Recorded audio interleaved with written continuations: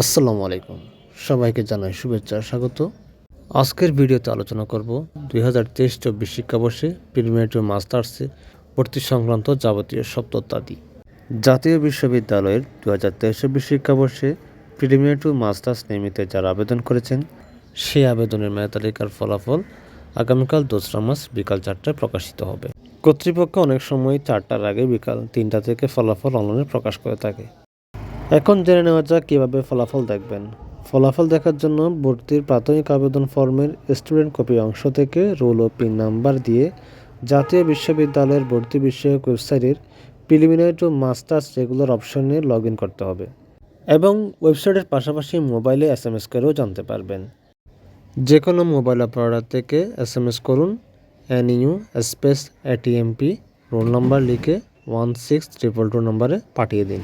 ফিরতি SMS আপনি ফলাফল জানতে পারবেন। তবে সবচেয়ে উত্তম হলো ওয়েবসাইটে দেখা। এখন জেনে নেওয়া যাক ভর্তির সময়সীমা। মেধা তালিকায় চান্সপ্রাপ্তদের অনলাইনে একটি চূড়ান্ত ফর্ম পূরণ করতে হবে। এটি পূরণের সময়সীমা হলো 2রা মার্চ থেকে 30 মার্চ পর্যন্ত। কলেজে টাকা ও কাগজপত্র জমাদানের সময়সীমা 3 মার্চ থেকে 31 মার্চ পর্যন্ত। এখানে আরও একটি গুরুত্বপূর্ণ তথ্য রয়েছে।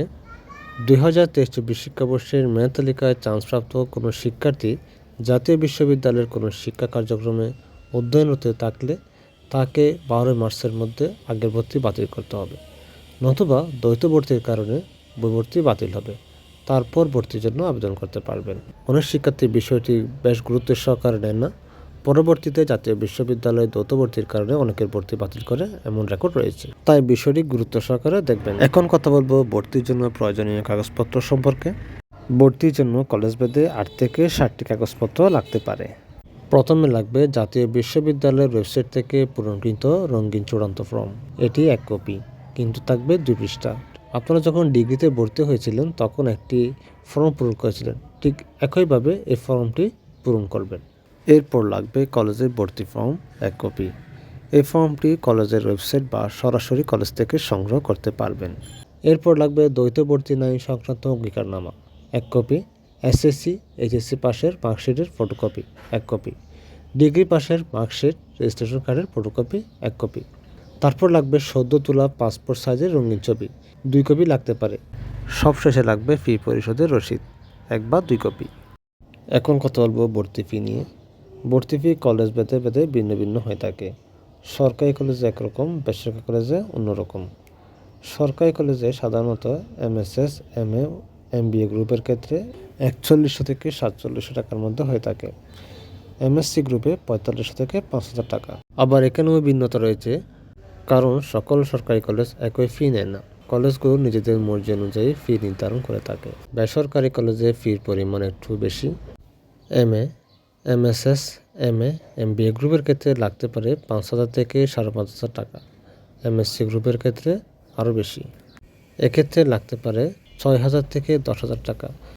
ভর্তির জন্য গুরুত্বপূর্ণ করণীয়। ভর্তির জন্য অবশ্যই চান্সপ্রাপ্ত কলেজের নোটিশ অনুসরণ করবেন। উক্ত নোটিশে বিস্তারিত সব তথ্য পাবেন। এবং আরও একটি পরামর্শ রইল, যারা চাকরিজীবী বিবাহিত, আপনারা প্রিলিমিনারি টু মাস্টার্স প্রাইভেট কোর্সে করতে পারেন। এটিতে ক্লাস করতে হয় না, শুধুমাত্র ইনকোর্স পরীক্ষা ও ফর্ম পূরণ করে ফাইনাল পরীক্ষা দিতে পারবেন।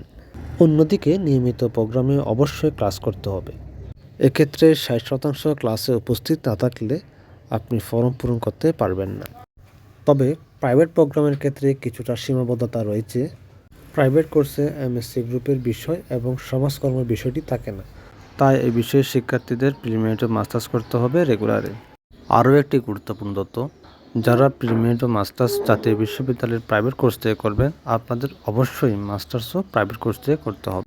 অনেকে সংশয় থাকেন রেগুলার করলে ভালো হবে নাকি প্রাইভেট করলে ভালো হবে। প্রকৃতপক্ষে দুটোর মধ্যে কোনো তেমন পার্থক্য নেই, শুধু পার্থক্য হলো ক্লাস করা নিয়ে। রেগুলারে নিয়মিত ক্লাস করতে হয়, প্রাইভেট ক্লাস করতে হয় না, শুধু এটুকুই পার্থক্য। সার্টিফিকেট সব সমান। তো এই ছিল ভর্তি সংক্রান্ত তথ্য। ফল প্রত্যাশীদের জন্য শুভকামনা। সবাই ভালো থাকুন। আল্লাহ হাফেজ। ধন্যবাদ।